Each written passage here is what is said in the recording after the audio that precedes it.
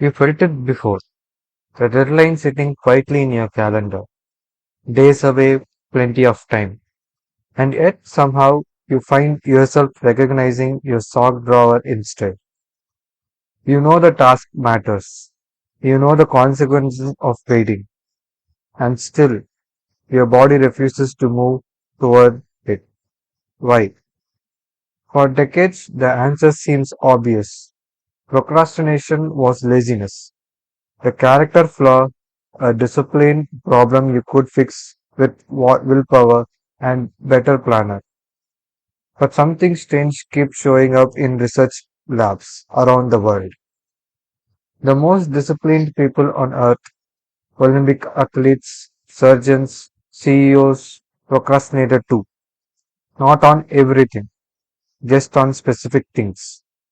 Which meant the old explanation was wrong. Laziness doesn't explain why a surgeon can operate for 14 hours straight but can't bring themselves to answer one email. So scientists started looking somewhere else entirely, not at behavior, at the brain itself. And what they found flipped the entire idea of procrastination upside down. Your brain isn't failing when you procrastinate, it's succeeding at the wrong job. Deep inside your skull sits a structure called a Amygdala. Its entire purpose is threat detection. For most of human history, that meant spotting predators, cliffs, poisonous barriers, fast, physical, obvious dangers. But here's the twist. Your amygdala doesn't know the difference between a lion and a booming deadline. So this ancient alarm system and intimidating task registers the exact same way the predator would, which means the moment you open that report or a assignment or that difficult conversation, your brain sounds an alarm as if your life were in danger. And when the amygdala sounds an alarm, it doesn't ask permission. It overrides the part of your brain responsible for planning and long-term thinking. A region called the prefrontal cortex. That's the part of you that knows the deadline matters, that understands consequences, that wants to do the responsible thing. But in this moment, it gets shut down of the decision entirely. So who wins? The part of your brain built for survival in the next 10 seconds, not the next 10 days.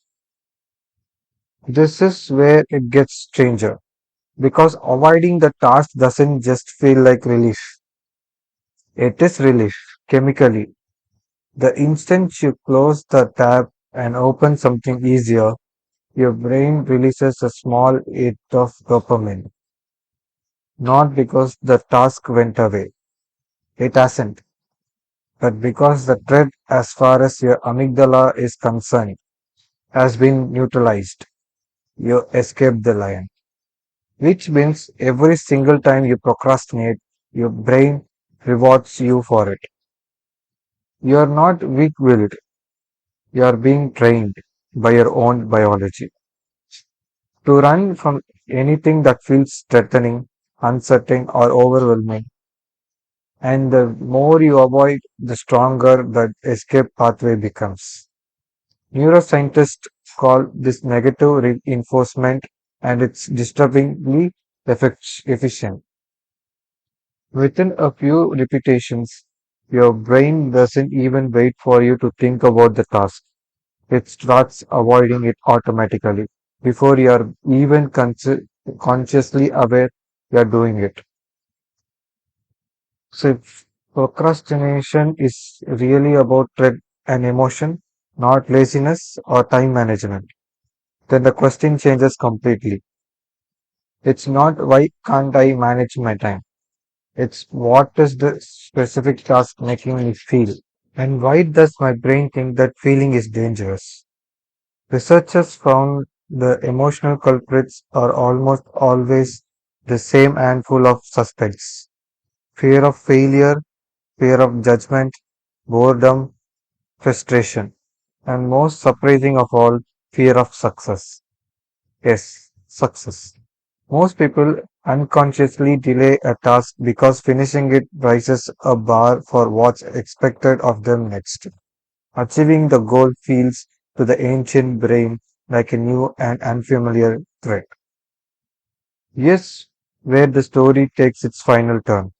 If procrastination is an emotional escape response, then all the evidence you're probably tired and stricter schedules, harder, harsher self-discipline, more willpower was aimed at the wrong target entirely. You can't out-discipline an alarm system. You have to convince it there's no lion. And that's exactly what the most effective researchers techniques do. Instead of trying to conquer the whole task, which keeps the amygdala on high alert, you shrink the very first action down until it no longer registers as a threat. Not write the report, just open the document. Not clear the entire house, just pick up five things.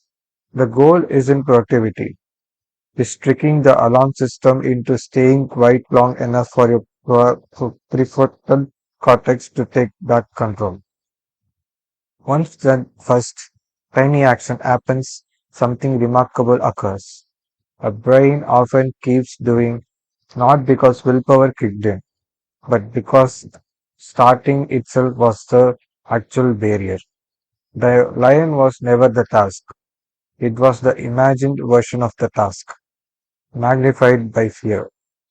Which means procrastination was never proof that something is wrong with you. It's proof that your brain is doing exactly what it evolved to do, protect you from danger. It just hasn't learned yet that the blinking cursor isn't the predator. And once you understand that, the goal isn't to defeat procrastination. It's to quietly teach your own mind that it's safe to begin.